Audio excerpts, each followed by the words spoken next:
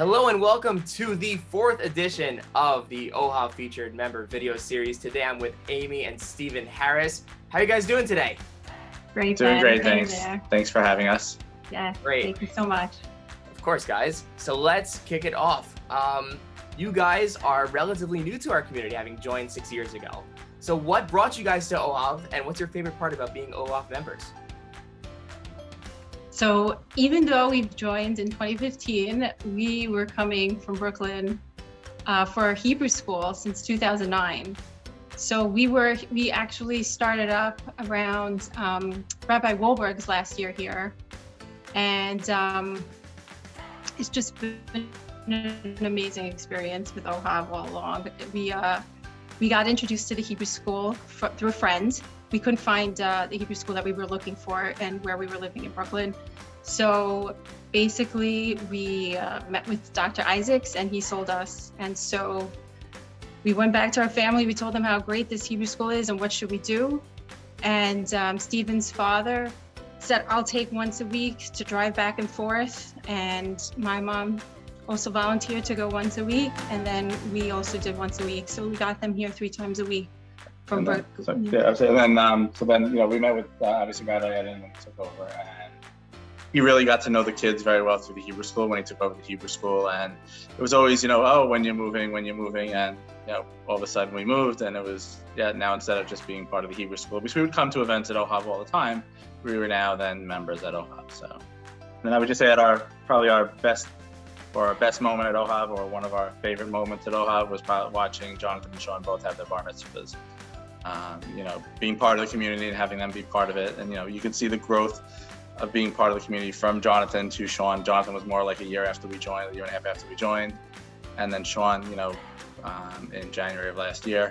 So it really was probably, a great moment for us. So I'm glad we could share it with everyone too.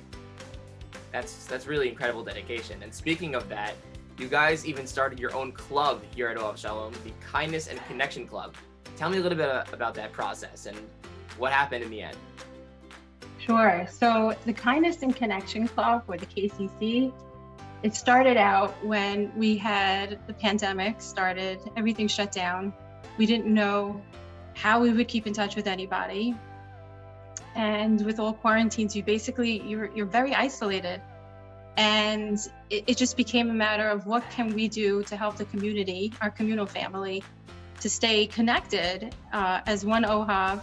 The feedback that we've received so far has been very positive. We thought maybe with things opening up that it wouldn't continue, but we just got the results of a survey, and the word is that it is working, and we should be continuing despite things were opening up. And I think the reason being is that we all need kindness and connection. It's just something simple to do. It makes such a difference in everyone's well-being. And you never know how that one word, that just kind word, or just connecting with somebody can just change their day. And it's such a simple and powerful thing that we each can do for each other. In other shul involvement, Stephen, you are a proud member of our CSS team, making sure that we're safe every Shabbos while we're davening. But tell me a maybe lighthearted or funny moment that happened to you while you were on duty. So I think the most lighthearted thing would be right around the holidays. Thankfully we have a very good relationship with our Nassau County Police Department. They're always coming by. For the holidays, the commissioner arranges for us to have the Black Ops people come around, and our first year we were doing this with that.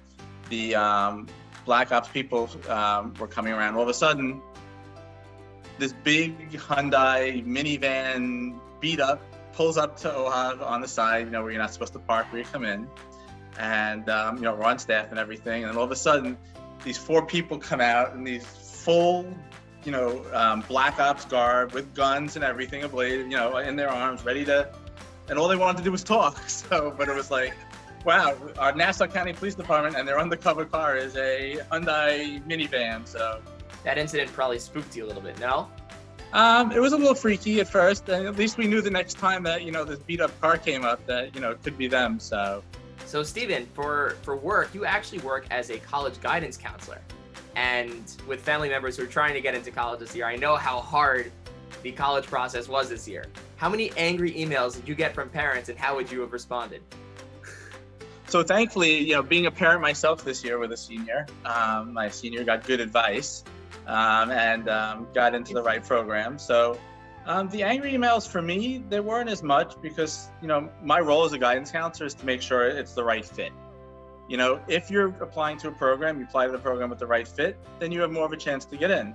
A lot of times the angry emails come from parents that are, that may not have applied to the right program or for whatever reason. And if someone's upset, it's just a phone call conversation.